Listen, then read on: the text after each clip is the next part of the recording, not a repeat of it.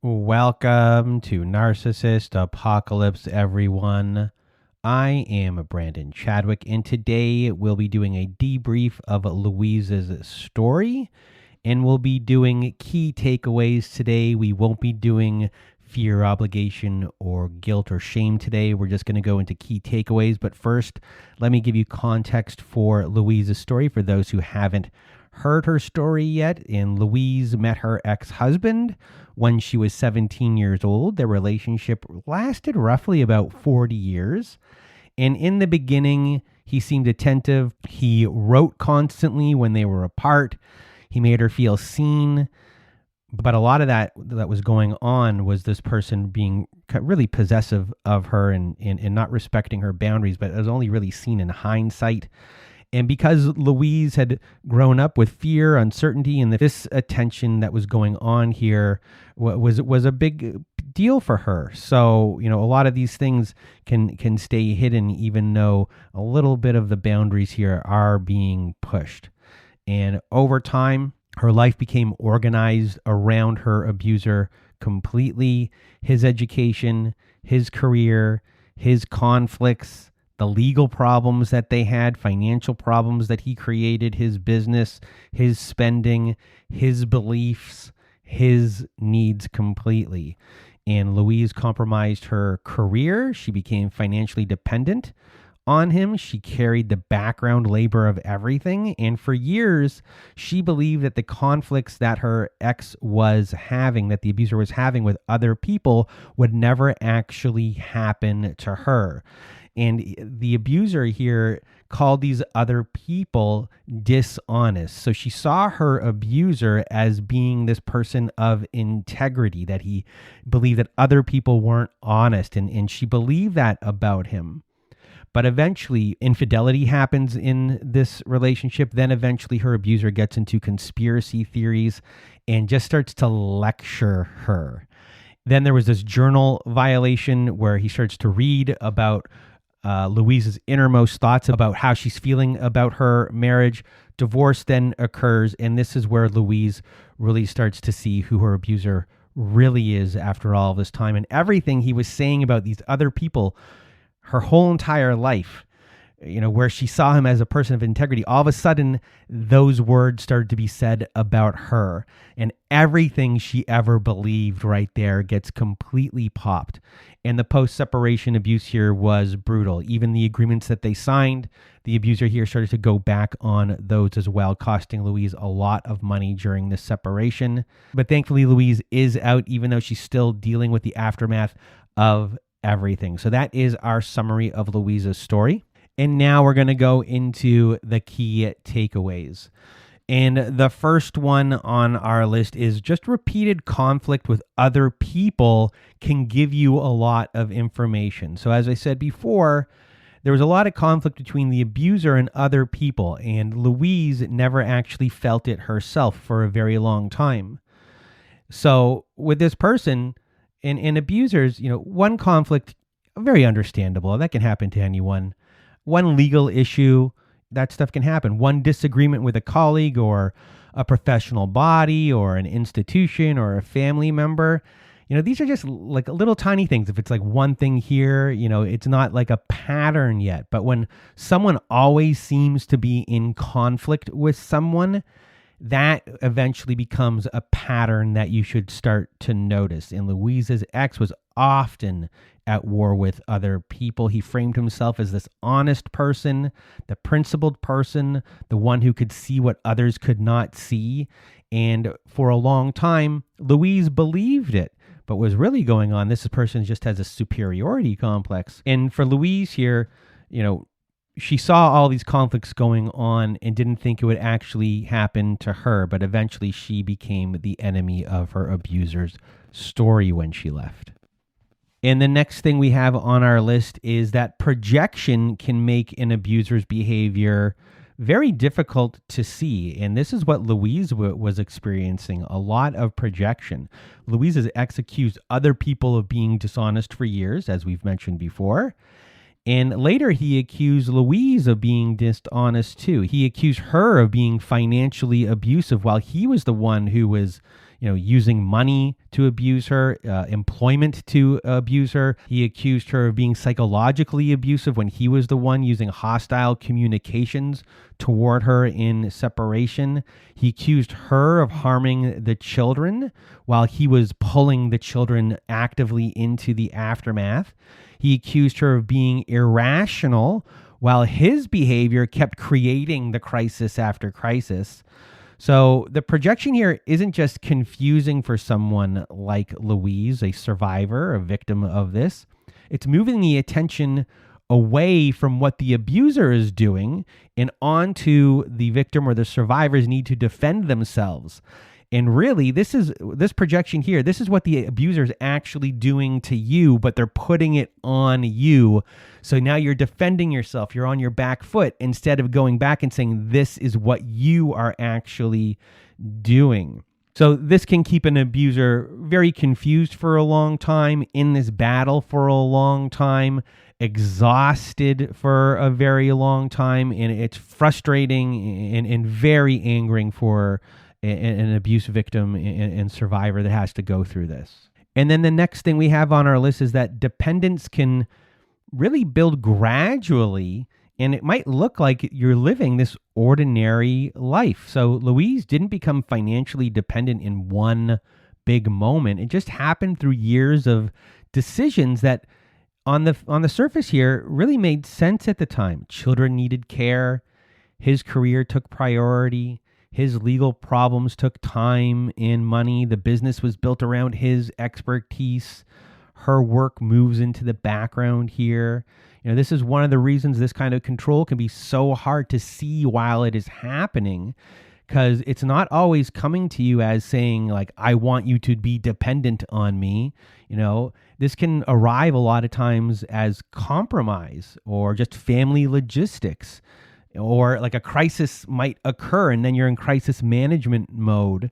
And by the time this has become a huge pattern, the dependence here is already like baked into the structure of this relationship in this marriage. And this can happen to a lot of people out there where it's just so gradual, you don't realize that the dependence is occurring, but over time that's what's going on, and that can keep you controlled once that job is done there.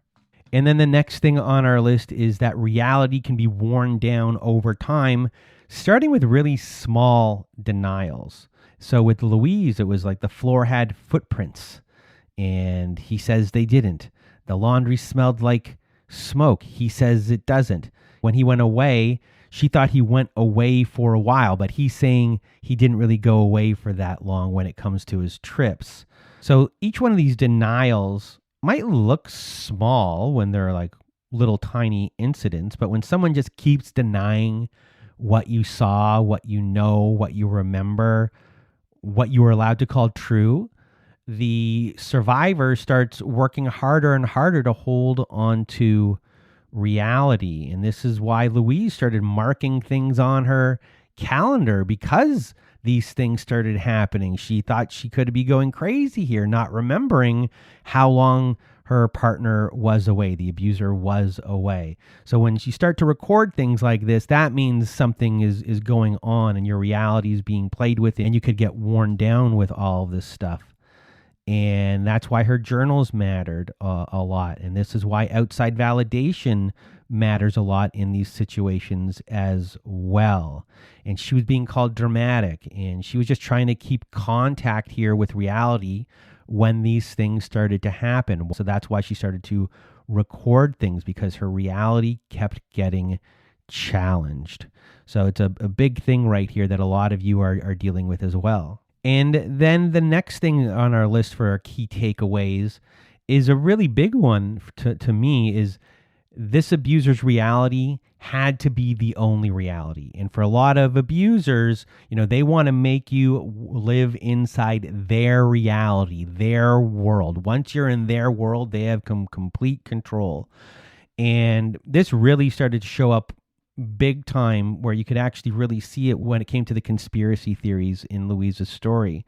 It showed up how he was just lecturing Louise for hours, that she was just this captive audience that couldn't leave. And when Louise had concerns about these things, all of a sudden, she was really talked down to. His world had to be the truth world. No one could have a disagreement with him. If there was evidence to something else, it did not matter with this person, with this abuser. So his reality is the reality. When he cheated on her, and it was very obvious that he cheated, he would not admit that it was actually cheating because him and that other person didn't sleep together. But I mean, he went away with this person while he was married, and he didn't come home, and he knew he was up to no good, but he wanted her to live in his reality and say that cheating actually never did occur based upon the stipulation that he and this other person did not have intimate relations with each other. So when this is happening in this relationship, for Louise here, and many of you, there's no neutral ground here at all. No version of events belong to both of you. It's only their version of events. It's only their interpretation of the world. There's no room for your beliefs, your interpretation of the world, nothing. And she was expected to live inside his version of reality. And when Louise stopped being willing to do that, this relationship was completely over at that point. Once that happened, as long as you're in these relationships, they have all of the power and control if their reality is the one that you are living in. And the next thing on our key takeaways is that separation can reveal what the relationship was really protecting you from seeing. And Louise thought there could be decency at the ending.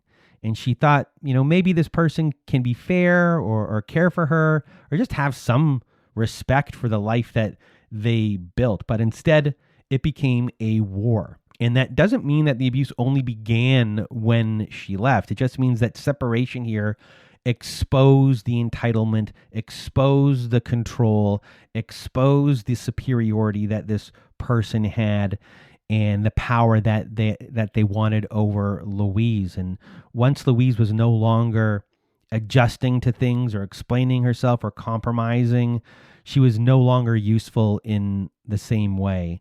And that's the moment she stopped playing the role and she became the enemy. And for years, the war seemed to be with other people, and then it was turned onto her. So separation here can really show you everything. I mean, this was a 40-year relationship. So everything was hiding in there for a very long time. But once that separation happened, you got to really see who you were dealing with. And then the next key takeaway that we have is financial abuse can continue long after the relationship is supposed to be over.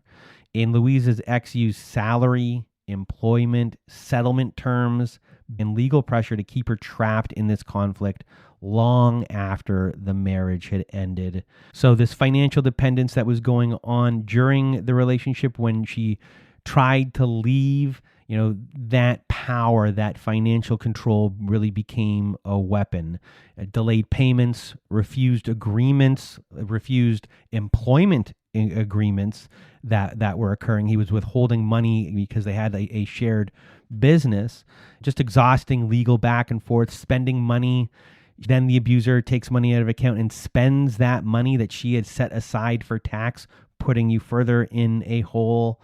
As I mentioned before, there was an employment agreement, and then he fires her, 15 months earlier before that agreement was supposed to be over, threatening to withhold salary if she didn't comply with everything. So there's still a lot of financial dependence going on where he was in control of a lot of things in the aftermath while she was trying to get a mortgage and trying to pay for her home, all of these things. So the relationship here may be over emotionally, but the abuser can really keep someone financially unstable during this time. And this can continue long after the relationship is supposed to be over.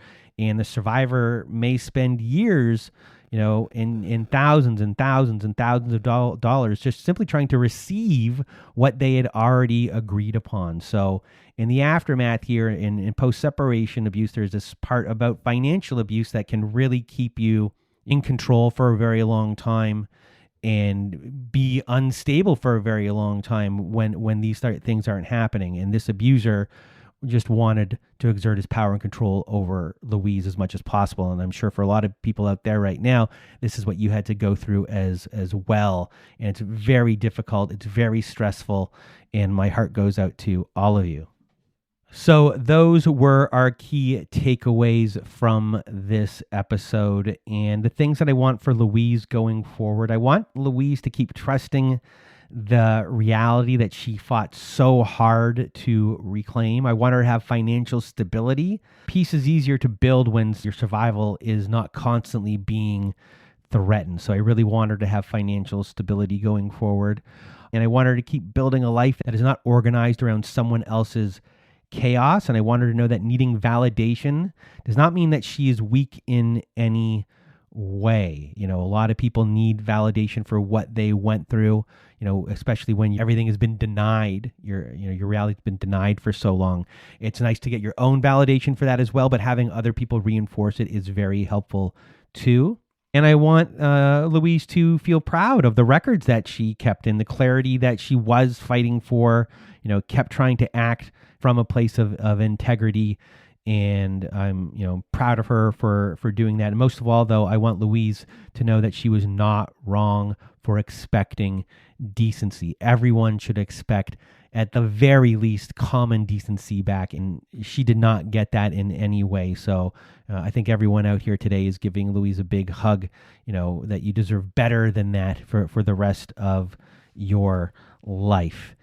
And I hope you found this episode useful. I hope you found this debrief insightful in some ways. If you've been going through the same things, that you got a little bit of a validation from listening to these key takeaways of Louise's story. And if you want to be a guest like Louise was on our Survivor Story episodes, please go to our website at narcissistapocalypse.com. Click on the guest form button, fill out the form, and press the submit button. Also at our website, we have a support group. So if you need support, join our support group today. And we also have a newsletter where you will get a new workbook for every new Survivor Story that comes out. That is a weekly newsletter at narcissistapocalypse.com. And that is it for this debrief episode. So for myself and Louise, we hope you have a good night.